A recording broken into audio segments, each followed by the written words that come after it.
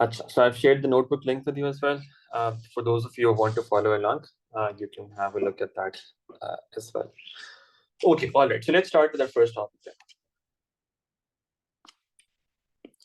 Okay, so first topic that we are covering today is probability. What is probability? Probability is basically the chance of something happening, right? So for example, we talk about this in our daily life. For example, we say there's a 15% chance of raining. These days it's not raining. There's a chance of bombing today these days, but whatever, chance of something. If you convert that to probability, you would say that's 0.15 probability of raining.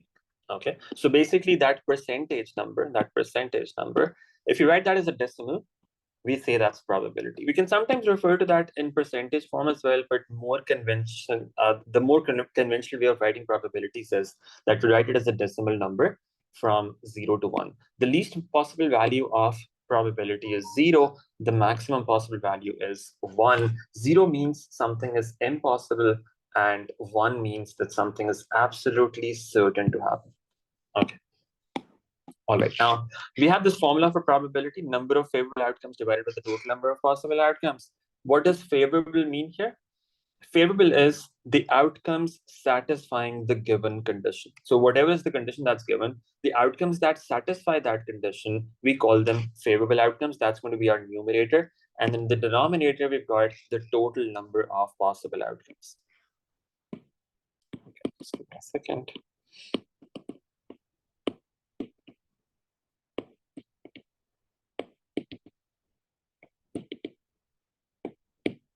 Okay, so that's the probability formula that we've got. Let's take an example. Let's say we've got something like this. We have a fair six-sided dice. Now, what does fair mean? You'll have fair spinners, fair dice. Whenever they say fair, what that means is all the different outcomes that are there in that particular case, they have equal probability, right? All outcomes have equal probability. So we have a fair six-sided dice. What's the probability of getting a factor of 30? Now, we've got 6 possible outcomes, right? Out of them, how many are factors of 6? Only 4 is not a factor of 6. The rest of the 5 numbers, they are factors of 6. So if you were to roll a dice once, what's the probability of getting a factor of 30? Favorable outcomes, that's 5. Total outcomes, that's 6. 5 over 6, that's the probability. Now, if you do something twice, for example, if you toss 2 fair coins, what's the probability of getting 2 heads? How do you think about it? In this case, the outcomes were very simple to list down: 1, 2, 3, 4, 5, 6. But when you have 2 things happening, we have to list down the outcomes for both of them together. For example, when we toss 2 fair coins, the possible outcomes are that both of them are heads. The first is head, the second is tail. The first is tail, the second is head, and both of them are tails. There are 4 possible outcomes in total. If we want to find the probability of getting 2 heads, what would that be? We would say that's 1 out of these 4 cases. So probability is going to be 1 out of 4. Now, when does this formula work? This is very important. We will need to refer back to this when we do combinations later on. Number of favorable outcomes divided by the total number of possible outcomes. This formula only works if each outcome has the same probability. Each outcome needs to have the same probability, then we use this formula. So in these examples, all of these 6 outcomes had equal probabilities. All of these 4 outcomes had equal probabilities. And when every outcome has equal probability, that is when we use this formula. All right. Okay. Now, these were fairly simple examples. A lot of times for calculating probabilities, we need to use some kind of representations. There are 2 major representations that we'll be using. Number 1, a diagram that we call a possibility diagram, or a two-way table, 2-dimensional table. This is used when you have two things happening at the same time. 2 things happening at the same time. So for example, if you have 2 fair dice, you throw them, you roll them. We need to find the probability that the difference between the 2 numbers you get is at least 3. The difference between the 2 numbers is at least 3. Now, how do you think about it? Now, one possibility is that you list down all the outcomes like this, that, okay, the first dice could be 1, the second could be 1, first could be 1, second could be 2, and so on, and then 2, 1, 2, 2, and so on. You list down all outcomes like that. That is one possibility. But since we've got 2 things happening at the same time, we can actually represent this in the form of a diagram, which we call the possibility diagram, or a table like this. On one axis, we represent outcomes from one event. On the other axis, we represent outcomes from the other event. So we've got two dice. On one axis, we've got 1, 2, 3, 4, 5, 6. On the other axis, we've got 1, 2, 3, 4, 5, 6. And in these places in the table, we write down whatever it is that we want to find the probability for. For example, in this case, we're talking about the difference between the numbers. So in the table, we write down the difference between the numbers. Now, when we talk about difference, we normally mean the bigger number minus the smaller number, right? So in this table, for instance, where is this 1 coming from? It's 5 minus 4, right? That's 1. Similarly, this number 2, where's that coming from? It's 5 minus 3. So bigger number minus the smaller number. You list down all the outcomes here like this. And then what's the probability that the difference is at least 3? That means 3 or more. The highlighted numbers that you see here, they satisfy the condition. How many of these highlighted numbers do we have? 12 out of how many? This total number is 36. 12 out of 36, we say the probability is 1/3. Okay. Now, where does 36 come from? You could either count all of these numbers, or you could do it directly as well. If you've got two things happening, one has 6 possible outcomes, the other also has 6 possible outcomes. The total number of possible outcomes is going to be 36, which comes from 6 times 6. Okay, and that gives you the result. Okay, now the other diagram that we will be using to calculate probabilities, that is called a tree diagram. Okay, this is another diagram that we use for calculating probabilities. This is something that we can use for any number of events, right? This earlier diagram we could only use for 2 events happening at the same time, a table like that. A tree diagram can be used for any number of events. Okay, let's take this example for this. So generally, a tree diagram works like this. It starts from the left side, and then it works sequentially. So you got these 2 options in the first go, and then you got a couple of other options here, a couple of other options here, and so on. It goes from left to right like this. It goes sequentially. What happens first is represented on the extreme left, and then you keep going right from there. Now, let's look at this situation. So they're saying when this person plays tennis, 65% of his first serves go into the correct area. So we can draw a tree diagram that looks like this. First of all, we can say, okay, 65% go into the correct area. Then the remaining 35%, 0.35, they will not go into the correct area. These are the 2 options that we've got in the first set of branches here. It could either be correct or not correct. Then it tells us, if the first serve goes into the correct area, the chance of winning the point is 90%. So if it went to the correct area, the chance of winning is 0.9, then the chance of losing will be 0.1. If the first serve did not go into the correct area, then it says 80% go into the correct area. The second serve, 80% go to the correct area. If the first one did not go to the correct area, so we've got 0.8 probability for going for the second serve going into the correct area. If that's 0.8, then this number is 0.2. So we've got the next branches here like this. And then they say, if the second serve goes into the correct area, his chance of winning is 60%. So that's 0.6 and 0.4. And if it does not go to the correct area, he loses the point. That means losing probability is 1 here, then the winning probability would just be 0. That's what a tree diagram looks like. Now, you would be required to make this tree diagram sometimes. Sometimes they will ask you explicitly to make the tree diagram in one part of the question, like they've done here. A lot of times they will not explicitly ask you to make a tree diagram, but for doing some calculations, you will do it yourself because it will simplify your calculations. Okay, so you'll start sequentially. The first things that happen, you'll represent them first, and then the next things, then the next things, and so on. Okay, so it goes from left to right like this. Now, how do you do calculations based on a tree diagram? For example, in this case, if we wanted to find the probability that none of his serves is correct and he loses the point. Now, you will find a path on the diagram that satisfies that condition. None of his serves are correct. That means the first is not correct and the second is also not correct. and he loses the point. This is the path that he follows, right? You can just multiply these probabilities, 0.35, 0.21. We multiply these probabilities. Why? Because there's an and between them. The first serve is not correct, and the second serve is not correct, and he loses the point. There's an and between these cases, so we multiply each of these probabilities. Along branches, as we go along branches horizontally like this, we multiply probabilities.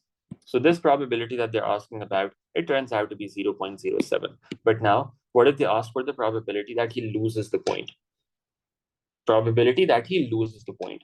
Now, that's multiple possibilities on this tree diagram. He can lose the point in this case, and also in this case. So what we do is we find the probabilities of each of these cases. The first case is that his first serve is correct and he loses the point. That's 0.65 into 0.1. That gives us this. Similarly, for the others, we find their probabilities, and then what we say is, let's add these numbers. Let's sum up these numbers.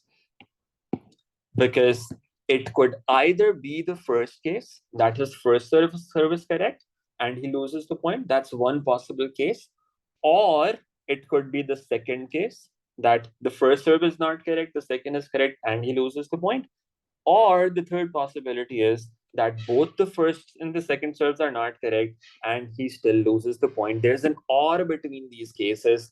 As we go vertically, there's an or between them. So we add these probabilities, and that gives us the total. That's 0.247. So when you calculate probabilities, you multiply probabilities horizontally or along branches.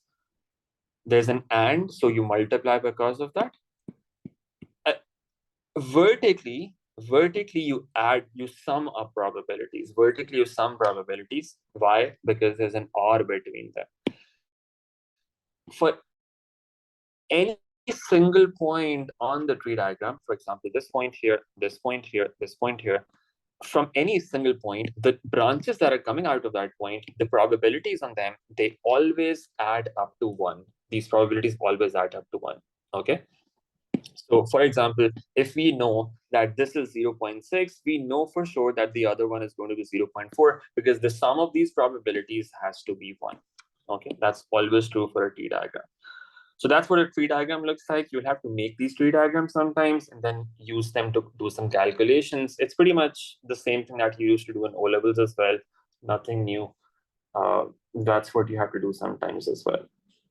Okay. Then there's this concept of conditional probabilities. Sometimes they'll say, find the probability of one event given that another event has already happened. Okay, given another event. Now, this notation is important. In some of the recent papers, they specifically use this notation in questions as well. So you need to be familiar with this notation. So when you have something written like this, A, and then a vertical line, and then B after that, what that means is probability of A, given that we know that B has occurred or B is true. So the probability that we are finding is the probability of A, given is that B has already happened. This is the given event. In short, we can read it like this. It's A given B, probability of A given B. What is that equal to? That equals probability of A intersection B divided by probability of B. Or you can remember it this way. In the numerator, you've got the probability of both the things happening together, both events happening together, both A and B happening together. And in the denominator, you have the probability of the given event. In the denominator, you have the probability of what is given. Okay, that's how this conditional probability formula works. In the numerator, both happening together. In the denominator, the probability of the given event. Okay, now we'll come to a couple of questions of that later. But keep this in mind. This is the conditional probability formula that we've got. Then you have this concept of mutually exclusive and independent events. What are they? They're not the same thing. Mutually exclusive is something different. Independent is something different. They're not synonymous to each other. They're different things. Mutually exclusive events, what does that mean? Mutually exclusive means that if one event happens, then the other cannot happen. right? So if one happens, it excludes the probability of the other event happening. That's what mutually exclusive events mean. So if A happens, B cannot happen. And if B happens, A cannot happen. So if you were to think of this in terms of the set diagrams, the Venn diagrams, you can think of it like this. If A happens, B cannot happen, and the other way around as well. What that means is A and B cannot happen at the same time. They cannot both happen at the same time. That cannot be true. That means there should be nothing, there should be no area that is overlapping between them, right? There should be no intersection because they cannot both happen at the same time. So in a Venn diagram form, it will look like this. These are disjoint sets, A separate, B separate. And for proving that two events are mutually exclusive, what we do is we show this probability of A intersection B, that is equal to 0. So if this is true, probability of intersection, that's going to be 0. So that's the condition that we use for proving that two events are mutually exclusive. Probability of A intersection B, that is equal to 0. Now, this is something that you need to memorize. For proving that two events are mutually exclusive, this is the condition that you show there. If you can prove that intersection is 0, then the events are mutually exclusive. Independent events, what are independent events? This is different from mutually exclusive events. This means if one event happens, the probability of the other remains unaffected. That remains unchanged. Whatever it was before, it remains the same. It's different from mutually exclusive because in that case, if one happens, the probability of the other becomes 0, right? Because the other cannot happen. So that was different. This is telling you independent events. If one happens, the probability of the other remains unchanged. That means whatever it was before, it remains the same. For example, if event A had a probability of 0.4, then probability of A given B, that would remain 0.4 if they are independent, because if B has happened, it does not affect A at all if they're independent. So whatever was the probability of A earlier, it remains the same. That is still going to be 0.4, right? That's the idea. Now from this, and using the conditional probability formula that we did earlier, we actually come to this result. We actually reach this result. That the probability of intersection, probability of A intersection B, probability of A intersection B, probability of A, probability A intersection B is equal to the product of their individual probabilities. Probability of A times probability of B, these are going to be equal to each other. This is only true for independent events. It's only true for independent events, that the probability of the intersection, probability of both the events happening at the same time, that is equal to the product of their individual probabilities. If these two are equal to each other, that means the events are independent. So this is the condition that we would remember now to prove independent events. For mutually exclusive events, intersection probability should be 0. And for independent, the intersection probability should be equal to probability of one times the probability of the other. For mutually exclusive events, intersection probability should be 0. That's not the same thing as probability of A into probability equal to 0. No, that's not. These are not equivalent. Intersection should be 0. Intersection should be 0. The intersection and this individual product, they're only equal if the events are independent. Otherwise, they cannot be equal. And if two events are independent, they can generally not be mutually exclusive. So if two events are mutually exclusive, they cannot be independent because they have conflicting definitions. Mutually exclusive means that if one happens, the probability of the other becomes 0. So it is affecting the other. Independent says that if one happens, the probability of the other remains unchanged. That's not affected. So if two events are mutually exclusive, they can never be independent. In general, they cannot be independent. There's an exception, but that's not relevant for our level at this point. Probability of A and B should be equal to 0. Yeah. So intersection means intersection is the same thing as saying probability of A and B, both of them happening at the same time, that should be 0. Yes. Okay, so these conditions you need to remember. Okay, so in terms of concepts, that's all that we've got in probability. Finding probabilities using different methods, 2D tables, tree diagrams, sometimes by listing down the possible outcomes, making different cases, and then finding conditional probability, proving mutually exclusive events and independent events. All right, let's have a look at some questions now. Just give me a second.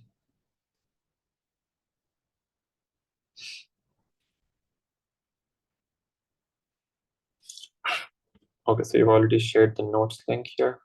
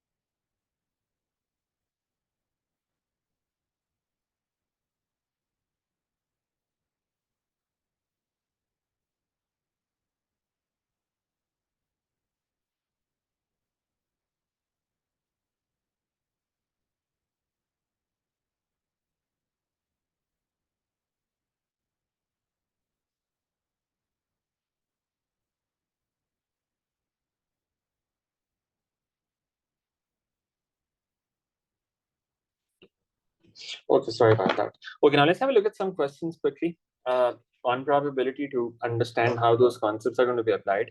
Let's have a look at this example.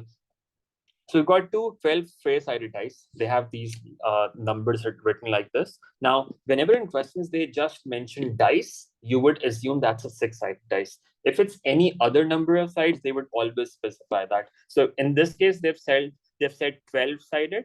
If they just said dice, you would assume that's a 6-sided dice. Okay. Now these are fair. That means all the possible outcomes, they have equal probabilities. So 1 to 12, all of them have equal probabilities. Now the numbers on the sides which land face down, they are noted. Events Q and R are defined like this. Q is the event that the product of the two numbers is 24, and R is the event that both the numbers are greater than 8. Now think about it. We've got two things happening at the same time. Now, what's the representation that we said we could use for such problems? We could use a 2D table. That was one possibility. But if we make a table for this, you've got 12 outcomes on one axis, 12 on the other. That's 144 outcomes in total, right? If we make a tree diagram, again, we've got the same problem. It'll become a very big tree diagram. So sometimes the number of possible outcomes is so big that it's not feasible to make a diagram for that. As in, it'll take too long to do that. So in that case, you would not do that, and you would just think of it logically in your head or by writing it down. In the first part here, they say, find the probability of Q. Q is the event that the product of the two numbers is 24. Now, rather than making a whole tree diagram for this or a 2D table, you just think about the possible cases, the possible outcomes that could satisfy this condition that the product is 24. So you just think about that. Using these numbers, when can you get a product of 24? 2, 12, 12, 2. 3, 8, 8, 3, 4, 6, 6, 4. These are the only 6 possible outcomes that will give you 24 as the product.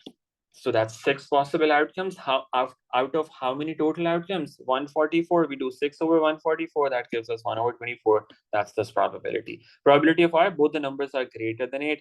How is that possible? You could again think about the possible outcomes. Both the numbers have to be greater than 8.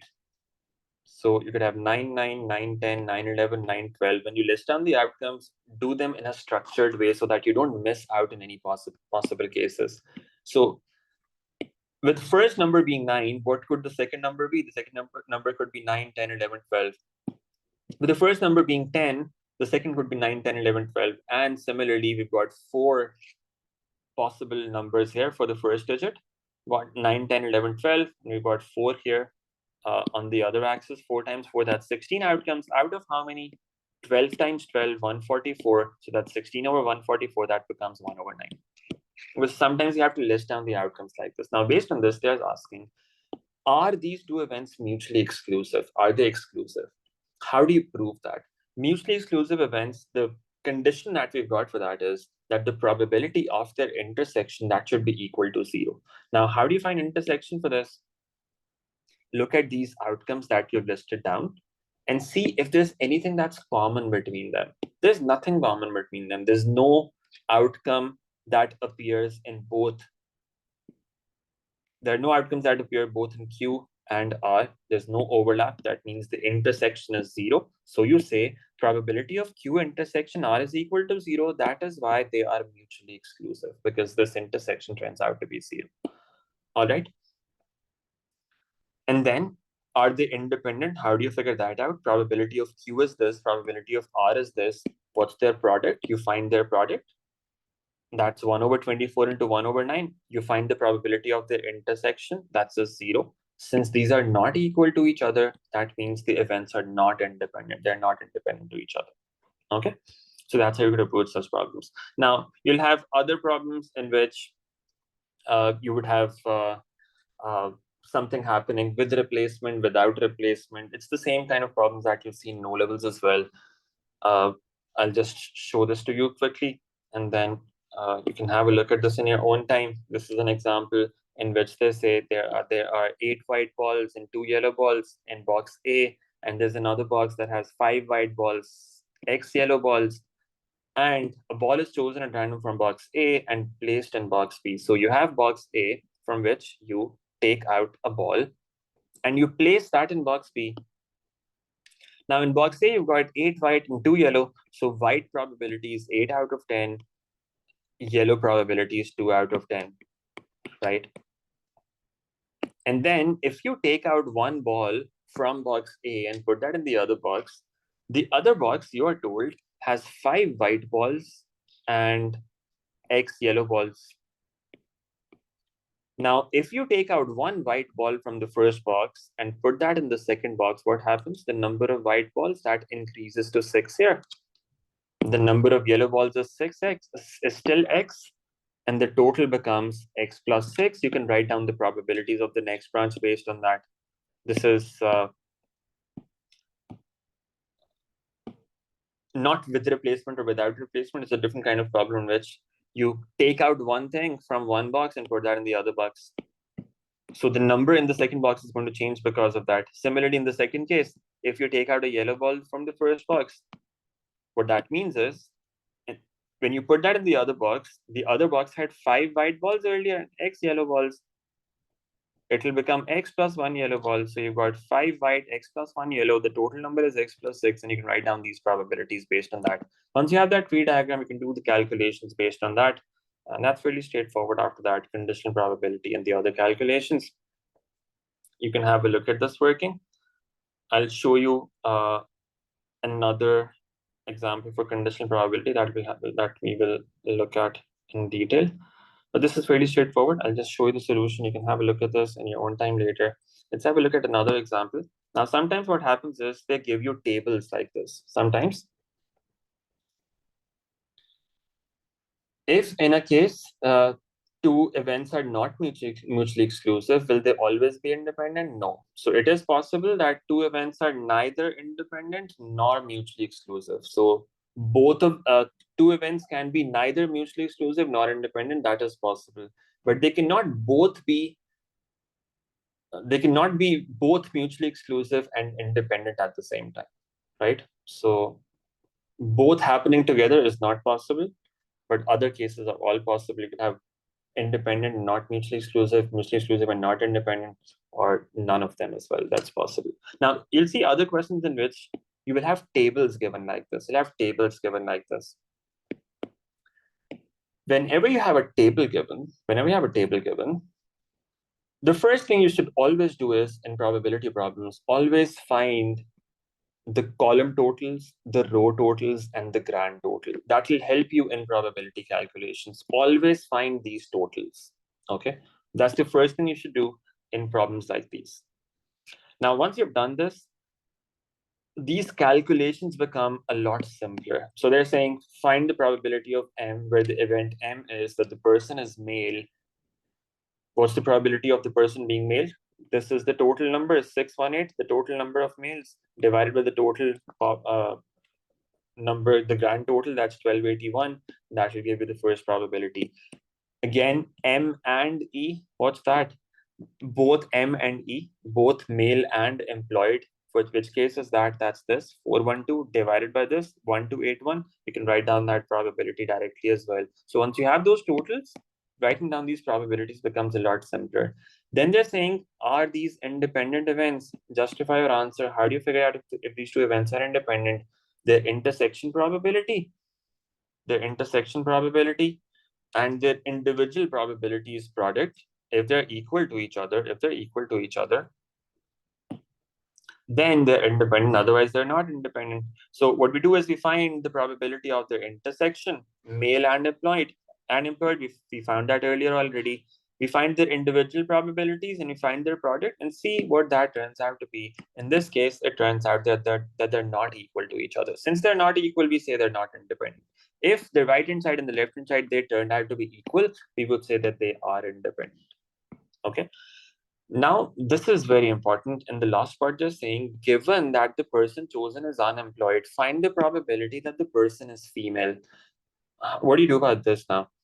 Conditional probability problems as well, they become much simpler when you have a table given. You can do these without the formula as well.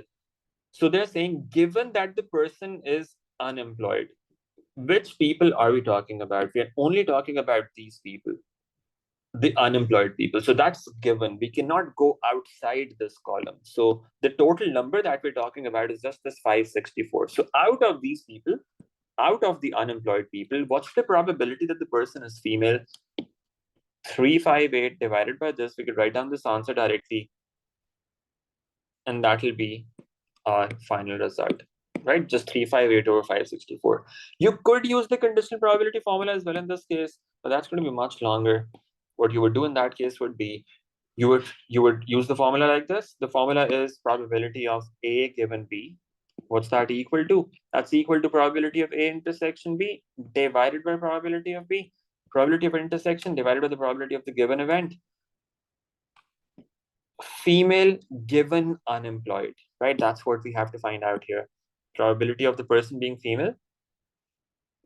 That's what we have to find out. What's given? Given is that the person is unemployed.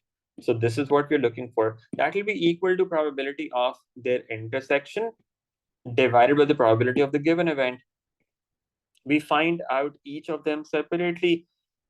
Female and unemployed, that is this case 358 divided by 1281. That's the numerator. And unemployed, that's 564 over 1281. You see what's happening?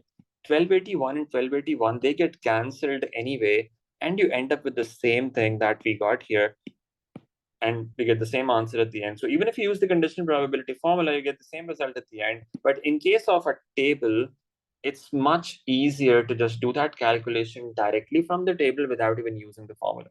All right? Okay.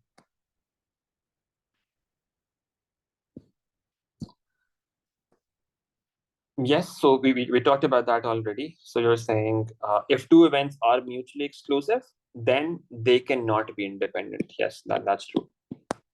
Okay, let's have a look at another example. Now, sometimes it becomes a bit more complicated. So you've got these three people. We are given the probabilities that they will enter some venues, some ground. Through each of these entrances, A, B, C, D, we've got their probabilities, right? So this is the summary of the probabilities from this situation that's given. We've got three people. We've got their probabilities of entering from entrance A, B, C, and D respectively, right? All of these probabilities. Now, the question says, find the probability that at least two friends will choose entrance B. Now, how do you think about it? So sometimes a tree diagram or a 2D table, they are not feasible, or they are a bit hard to think about. So you can think about these cases directly as well. So for example, in this case, they're saying at least 2 friends will choose entrance B. How do you think about it? So there are 3 friends in total. What's the probability that at least 2 will choose entrance B? How could we think about it? Either 2 friends choose B or all of them choose B, right? These are the 2 cases. Now, if we have all friends choosing B, now that's relatively easier. You would say Rick chooses B, that's this probability. Brenda chooses B, that's this probability. And Ali chooses B, that's this probability. You multiply these and you get that case. But if 2 friends choose entrance B, which 2 friends? We don't know about that, right? We don't know which 2 friends are going to choose B in this case. So we would have to consider cases. This is something that you have to do a lot of times in both probability calculations and sometimes in permutations, and a lot of times in permutations and nominations questions as well, that you have to make multiple cases for a particular situation. So in this case, if 2 friends choose entrance B, we could have 3 possible cases. One case could be that Rick chooses B, Brenda chooses B, but Ali does not choose B. Another possible case could be Rick and Ali choose B, Brenda does not choose B. Another possible case could be Brenda and Ali choose B, and Rick does not choose B. We've got 3 possible cases here. What we would do would be, we would find the probabilities for each of them separately and add that to the probability of all of them choosing B. There are 4 cases in total. We find their probabilities, add them up together, and that gives us the result. So sometimes we have to make cases like this to find probabilities. Now, if you were to do it using a tree diagram, now think about it. A normal tree diagram would become too big in this case. So first of all, for example, if you have person Rick can either choose A, B, C, and D, and then the next person, Brenda, can choose A, B, C, D, A, B, C, D, A, B, C, D. And then the next person, Ali, you can again choose A, B, C, D. So by the time we reach the last step of the tree diagram, by the time we reach the last step of the tree diagram, it becomes 4 times 4 times 4, 64 branches on the last outcome. That becomes a very big tree diagram. So that's not feasible. If you had to make a tree diagram in this case, how do you do that? You could say, we are talking about the friends choosing entrance B. So all that matters is whether they choose B or not choose B. That's all that matters. So we could club the rest of the cases. So we could say, the first case is that Rick either chooses B or does not choose B. And the second case is, the second step is that Brenda either chooses B or does not choose B. And then for Ali as well, we've got 2 possibilities, that he chooses B or does not choose B. And then we could say, let's find the possible branches here, the possible paths on this tree diagram that satisfy the condition that at least 2 friends choose entrance B. In this case, all of them choose B. In this case, 2 choose B, and then the third does not choose B. In this case, first chooses B, the second does not choose B, the third chooses B. And in this case, the first does not choose B, and the second and third, they choose B. And now you could calculate these probabilities, and that would give you the result. Okay? All right. So just you have these 4 cases. You could do this using a tree diagram as well. For B, you have these probabilities. For not B, you would club the rest. For example, for Rick, not choosing B would be 1 minus 2 over 9. That will be 7 over 9. So for the first branch, you would have 2 over 9 here, 7 over 9 here, and so on. You can calculate those probabilities. You get the same result from like this. So you could either think of in your head like this, make all the cases manually, or make a tree diagram a bit more efficiently like this, not for all A, B, C, D, just for B or not B, and then do calculation based on that. Now in questions, sometimes they will say one thing is happening after another thing. In that case, you will make a tree diagram like this. For the thing that's happening first, you write that first, and then the next thing, and then the next thing. When they say you've got multiple things happening at the same time, in that case as well, it doesn't matter. We can just start with any of them. If you have multiple things happening at the same time, you will just choose one of them as happening first and then the next on the tree diagram, it does not make any difference in that case. Okay, you can make a similar tree diagram in that case as well. We did not do none will choose B. We said all of them will choose B. At least two means you could have two choosing B or all of them choosing B, all three of them choosing B, right? So these were the four cases that we considered there. All right, so this is relatively more complicated type of problem. And the second part, they say, find the probability that the three friends will all choose the same entrance. What does that mean? They all choose either A, or they choose B, or all of them choose C, or all of them choose D. So we do something like this. We've got these probabilities, we multiply these, multiply these, and then plus them, sum them up together, because it could either be this case that all of them choose A, or it could be this that all of them choose B, or all of them choose C, or all of them choose D, and so on. And that gives us the result. Okay. Is my screen lagging for everyone? Okay, so there is something wrong with my internet apparently.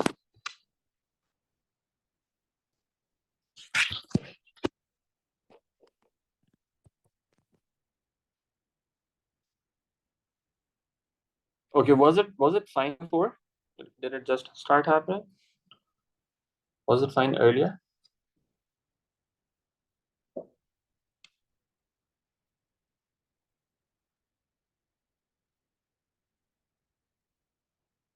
Okay, what about now?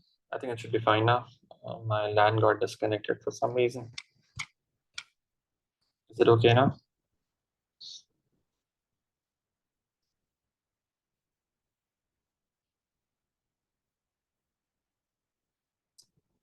Oh, annotations were lagging earlier. Okay, sorry about that. I think now it should be okay. I think my LAN was not connected correctly earlier. Now it should be fine. Okay.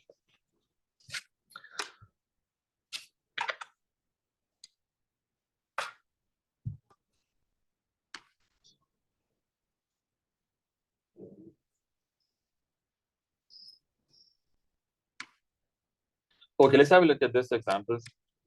So sometimes they will give you probabilities and they'll have some missing information like this. So it says there are two identical biased triangular spinners. So the opposite of fair is biased. Fair means all the outcomes have equal probabilities. Biased means that the probabilities are not equal. Some outcomes will have more probability than others. Okay. So we've got triangular spinners, biased. They have 1, 2, 3 written in them. They're spun. For each spinner, the probabilities of landing on 1, 2, 3 are P, Q, and R. These are the probabilities for 1, 2, and 3, P, Q, and R. Okay. The score is the sum of the numbers on the sides on which the spinners land. You're given that the probability of score being equal to 6 is 1/36, and the probability of the score being 5, that is 1/9. We need to find the values of P, Q, and R. So you've got probabilities given, as in probability of these scores given, and we have to find those individual probabilities of 1, 2, 3. How do you think about this? These are two things that are happening at the same time, and the outcomes are also not that many. There's 3 outcomes for each of them. So that's a case that we can make a 2D table for like this, right? So we can say on one axis, we've got one spinner. On the other axis, we've got the other spinner, 1, 2, 3. And now, how is score calculated? Score is the sum of the numbers. Score is the sum of the numbers. So in these places, we've written the scores.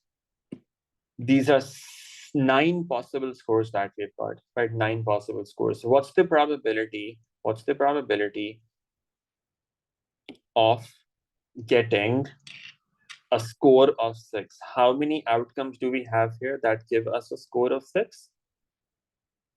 It's just one outcome here. However, we are not allowed to do 1/9 here. That would be wrong. 1/9 would not work in this case. Remember, when we talked about the probability formula in the very beginning, that probability formula was number of favorable outcomes divided by the total number of possible outcomes, that only works if all the outcomes have equal probabilities. Now, if the probabilities of 2 and 3, for instance, are different, then probability of getting a 5 and a 6 here, these two outcomes, they will be different from each other. So we cannot use that simple formula, number of favorable outcomes divided by the total number of possible outcomes. That would not work here. So how do we think about this? We can say a score of 6, this can be obtained if the first number is 3 and the second is 3. First is 3 and the second is 3. That is when we can get a score of 3, a score of 6. Now, what's the probability of getting a 3? That's R. Probability of getting another 3, that's again R. So that means R times R, that should be equal to 1 over 36. That they gave us that this probability is 1 over 36. So equate it to that, and that gives us R square equals 1 over 36 and R equals 1 over 6 from that. Similarly, they told us that the score of 5, it has a probability of 1 over 9. Now, how can we get a score of 5? A score of 5 is possible when we either have this or this. That means the first spinner could give you 3 and the second could give you 2. That's one possibility.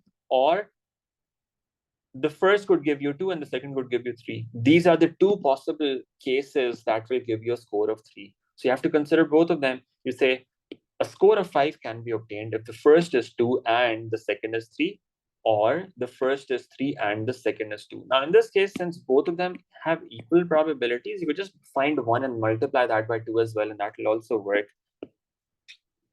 Because the probability of 2 and the probability of 3, that remains constant, Q and R. You can just find one of those cases, multiply that by 2.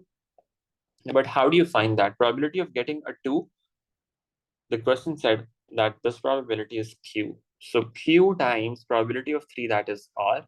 That's your first case. Plus the first number being 3, that is R. The second number being 2, that probability is Q. So it's QR plus RQ. It becomes 2QR. The question said that this probability is supposed to be 1 over 9. So we equate that to 1 over 9. We already have the value for R before. We can find the value of Q from that. So this is something that can happen sometimes as well. So we've got R and Q. Okay, so there's another probability that's left. We found R and Q, but then we also have P, right? How do you find that? There were only 3 possible outcomes. If we know what Q and R are, then what about P? P is just going to be 1 minus the other 2, because the sum of all probabilities should always equal 1. If we know the other 2, we can just say the sum of all 3 should be equal to 1. And that gives us the value for P as well. Okay, so that's another thing that can happen sometimes, that they give you probabilities for some final score like this, and they ask you to find these individual probabilities. So you work backwards in such cases. Yeah, it's a very unusual question, yes. So you have to work backwards sometimes like this. Okay, so this from a recent paper. A lot of people, they don't remember the notations for conditional probability. They just, remember the general formula that in the numerator you would have when both events are happening together, and in the denominator you would have the given event. But you need to understand the notation as well, because sometimes they will not ask you about this in words. They'll ask you something like this: probability of X given N using this notation. So you have to be familiar with this notation. It says at a college, the students choose exactly one of tennis, hockey, or netball to play. The table shows the number of students in year 1 and year 2 at the college playing each of these sports. In year 1, we've got these numbers, 16, 22, 12. And in year 2, we've got these numbers. Remember, whenever we have a table given, what's the first thing that we do? We find the totals. Column totals, row totals. We find them first of all. Find these totals, and find the grand total. Okay?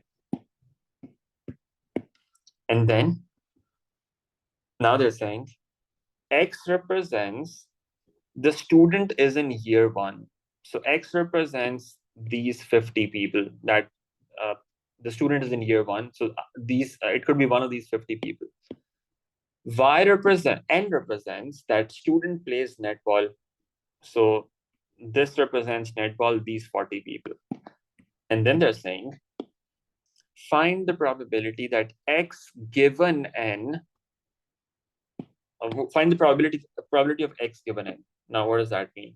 Probability of X given that N is true. Now, if you were to use the table directly, as we discussed earlier, it will become much simpler. What's given? Given is that N has happened. So we have to be inside this column, right? That's given. It has to be a student who plays netball. Out of these 40 students, what's the probability that someone satisfies the X condition is in year 1? That's 12. So what's the probability going to be? 12 out of 40 or 3/10. You could do it directly like this. Or you could use the conditional probability formula if you wanted. That will make it slightly longer, but it's the same idea. It'll be 12/120. Probability would be 12/120. In the denominator, you've got 40/120, this over 120. 120 gets cancelled anyway. You get the same result at the end. Then they say find the probability of N given X. So they switch that, N given X. Now X is given. So that means you're selecting someone out of these people, year 1 students. Out of these 50 people, how many satisfy the N condition? How many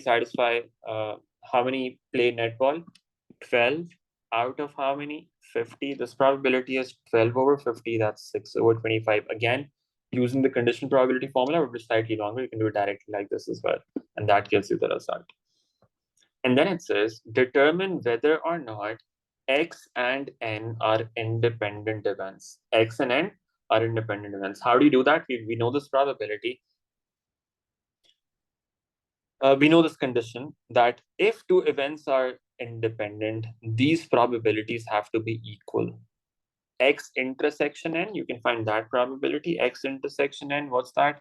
When both of those conditions are true, year 1 and netball, that's this number, 12/120. That's the intersection. That should equal probability of X times probability of N. What's the probability of X? X is year 1 students, that will be 50/120. And N, that's 40/120. Find their product. So that's 50/120 into 40/120. If they turn out to be equal to each other, we would say they're independent. In this case, they don't turn out to be equal. That means they're not independent. Okay, and that's our final result. That's what you wanted to find out. Okay. Just last 2 questions. Just give me a second. I want to bring one from here quickly. We haven't done any major conditional probability one.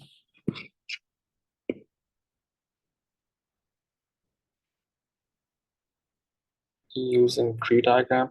Okay, so sometimes you would be asked to find, conditional probability using a tree diagram as well. How do you think about this? Let's consider this situation.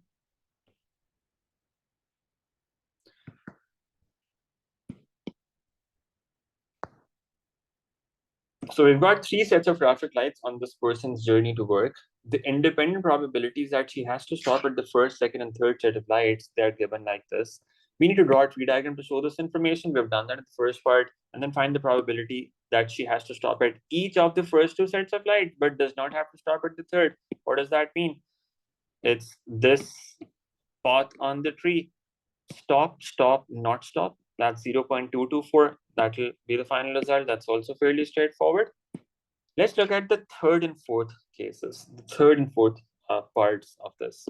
The third part says, find the probability that she has to stop at exactly 2 of the 3 sets of lights. Stop at exactly 2 of the 3 sets of lights. What does that mean? We have to consider multiple cases here. 2 out of 3, what could that mean? One possible case could be that she stops, not stops, does not stop. Then stop, not stop, stop. That's another possible case. And then the third possible case could be she does not stop at the first one, then stops, and then stops again. These are three possible cases that satisfy that condition. We find their probabilities and add them up together, and that gives us the final result. Now, when you do these calculations, you can do this on the tree diagram. That's perfectly okay. But then when you have a conditional probability formula, afterwards, when you have a conditional probability formula, conditional probability question after this, then I would recommend that you write down the answer to this part like this, that you don't just write down the numbers, but you write down the exact case that you're talking about. So for example, 0.224, where is that coming from? Stop, stop, not stop. Write that clearly in your working. The second case is she stops, then does not stop, and then stops again. And the third is that she does not stop with the first, and then stops again. These are three possible cases that we've got. We find each one of them, add them up together, and that gives us the final result. But then they're saying, find the probability that she has to stop at the first set of lights, given that she has to stop at exactly two sets of lights. Now that's a conditional probability. The keyword for conditional probability is when they say given something, right? So this given is a keyword that they will use in conditional probability. So it's given that she has to stop at exactly two sets of lights. Find the probability that she has to stop at the first set of lights. Now, how do you write that down? What's the conditional probability formula? This is what the conditional probability formula looks like. Probability of A given B, that is equal to probability of A and B happening together divided by probability of B. Now, if you were to apply that here, they're saying probability that she stops at the first. So first is supposed to be an S, given that she stops at two sets of lights, there are two S in total. So in the denominator, we would have the probability of the given event, that there are two stops in total. And in the numerator, we'll have the intersection. The first is a stop, and there are two stops in total. Now, she stops at exactly two sets of lights. We found that in the previous part. This number, that's going to be the denominator, that's 0.392. But what about the numerator? First is an S, and there are two S in total. So once you've written these cases down like this, that will make it easier for the next part now. Where do you have both of these conditions met? First is an S, and there are two S in total. This satisfies that condition. This also satisfies that condition. First is an S, and there are total two S in this. You input values in the formula. 0.224 plus 0.024 divided by the total, that's 0.392, and that gives you the result that turns out to be 0.633. Okay, so you write down each of these cases individually like this. That makes the next part easier afterwards. Okay. Okay, there's actually Azan going on here. I have a 1 minute break. I'll leave this question in front of you to think about the tree diagram. I'll explain that then. So one of you is asking about the tree diagram. But 1 minute break and then we'll resume.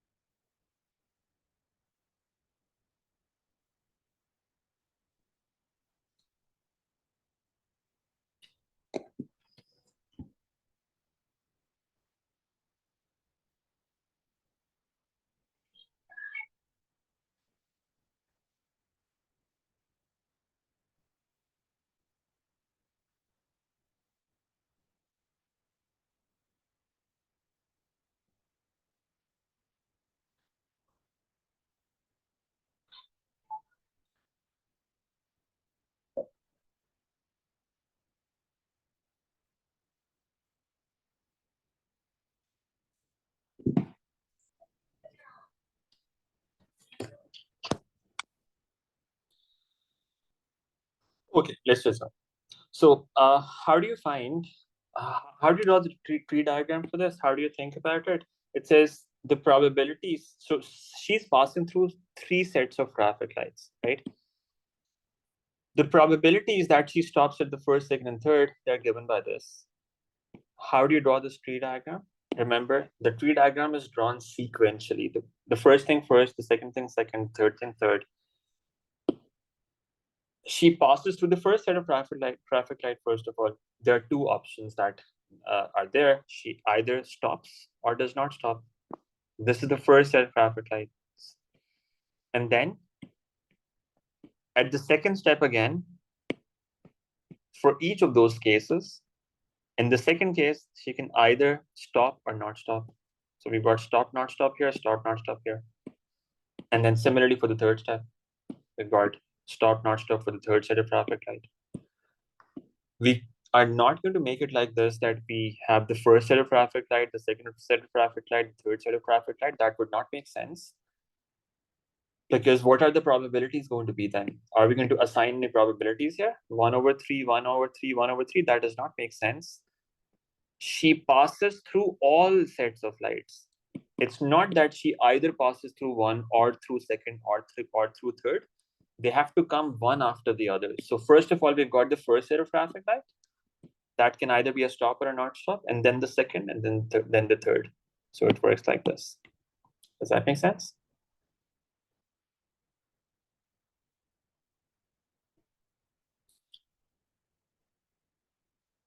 Yeah, that would not make sense, because what probabilities would you put there then? The branches always have probabilities, right? Is there going to be any probability for passing through the first set of traffic light? No, she is definitely going to pass through all of them. So all the probabilities are 1. That does not make sense, because that adds up to 3. So the tree diagram cannot look like this. Okay. All right. Now,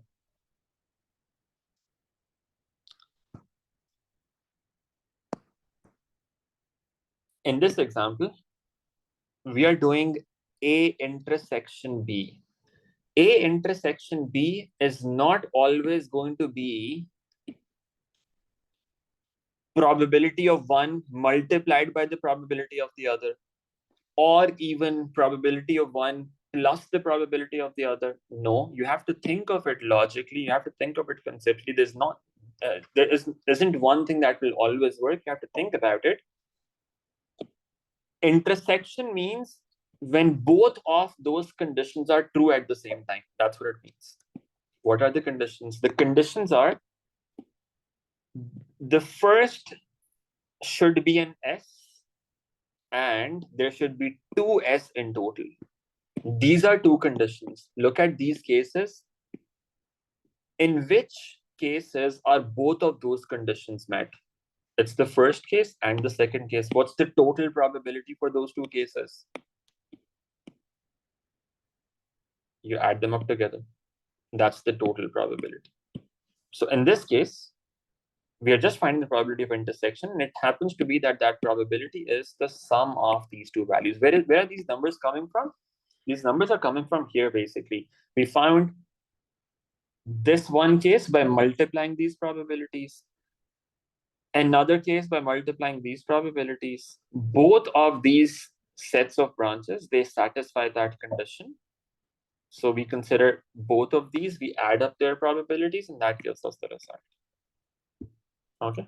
So we are not going to always multiply something, always add something. It depends on the context. You have to think of in which case the conditions would be satisfied. Okay, one last example, then you have a break from Maghrib. It's going to be a relatively longer break, and then we come back and do the major topic. That's going to be permutations and combinations. Okay, that's what we do next. And then discrete random variables after that. Okay, so a sports event is taking place for 4 days, beginning on Sunday.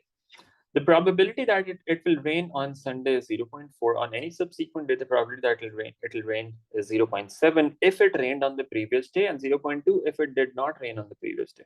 Now, sometimes you end up getting problems that are a bit confusing like this. So you need to understand the question statement correctly, slow down a little to make sure that you're not making any careless errors anywhere. So this event is taking place for 4 days in total. It starts from Sunday. Probability of raining is not independent of the previous day. It's changing every day depending on what happened the previous day. So it depends on what happened the previous day. So yeah, so you have to slow down, make sure that you understand the question statement correctly. Otherwise, it'll, there's no point of doing something without even knowing what you want to do. So spend some time trying to understand the statement. The S1 paper does not usually have a time issue. You can easily get done with it in time. Only the normal distribution question that sometimes takes a bit of time, or if there's a graph somewhere. But overall, the paper is not that long, so you can spend some time thinking. That's what is going to take more time in this case. So slow down a little, make sure that you understand what they're saying. So this event is taking place for 4 days in total. Starts on Sunday. On Sunday, the probability of raining is 0.4. What's the probability of not raining then? That would be 0.6 for Sunday. And then after that, if it rained on the previous day, on the next day, the probability of raining would be 0.7 and not raining would be 0.3. If it did not rain on the previous day, the probability of raining the next day would be 0.2. Then the probability of not raining would be 0.8.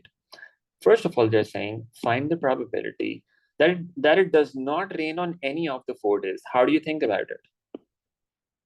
Now, this is not some standard case that you will see. It's just an example of how they can, come up with new scenarios, which are quite confusing. Sometimes you have to think about them right at that point. So in this case, probability that it does not rain on Sunday, what's that? That's 0.6. And then if it does not rain on Sunday, what's the probability of not raining the next day? That's this case, right? So that will be 0.8. And then again 0.8, again 0.8, and that gives you this answer. In the next part, they say, find the probability that the first day on which it rains during the event is Tuesday. Now, they're talking about first day on which something happens. As we'll see later, it's a common case of geometric distribution, but in this case, it's not geometric distribution because the probabilities are changing every day. They're not remaining constant. In geometric distribution, the condition is that the probabilities remain constant. That's not the case here. Probability that the first day on which it rains during the event is Tuesday. What does that mean? If the first rain is on Tuesday, then on Sunday, there should be no rain. That's 0.6. On Monday, there should be no rain. That's 0.8. And then on Tuesday, there should be rain. So it did not rain the previous day. So the probability of raining the next day, that is 0.2 from here. We multiply these and that gives us the result. That's the result that we get from this. Okay. And then it becomes quite confusing. It says, find the probability that it rains on exactly one of the 4 days of the event. So there are 4 days: Sunday, Monday, Tuesday, Wednesday. What's the probability that it rains on exactly one of the 4 days? Exactly one of the 4 days. Now you have to consider cases in this, right? Because what one day is it on which it rains? It could be Sunday, it could be Monday, Tuesday, Wednesday. So you consider 4 cases. One in which it rains on Sunday and does not rain on the other days, and then Monday and not the other days, and so on. Now, when it rains on Sunday, what does that mean? Probability of raining on Sunday, what's that? Now, the scenario that was given earlier looked like this. If it rains on one day, the probability of raining the next day is 0.7, not raining the next day is 0.3. If it does not rain on Monday, the probability of raining the next day is 0.2, probability of not raining is 0.8. So the next probability that you write there, that depends on what happened the previous day, right? So now it rained the first day. If it rained the first day, then the next day, the probability of not raining is 0.3. So we write 0.3 here for R. And now it has not rained on Monday. So what's the probability of not raining the next day? Now we're in this scenario. Not raining the next day, that's 0.8. So we got 0.8 here, and then 0.8 again for the next day as well. Similarly, for the next case, if it does not rain on Sunday, what's the probability of that? That's 0.6. Now it did not rain on Sunday. what's the probability of raining the next day? That's this 0.2. And now it has rained on Monday. What's the probability of not raining the next day? That's 0.3 from this. And then now it has rained on Tuesday. What's the probability? It has not rained on Tuesday. What's the probability of not raining on Wednesday as well? That's 0.8, right? So you write down this case, and similarly, the other two cases, you find each of those probabilities, add them up together, and that gives the result. So sometimes you have to make a number of cases like this as well, and that gives you the result.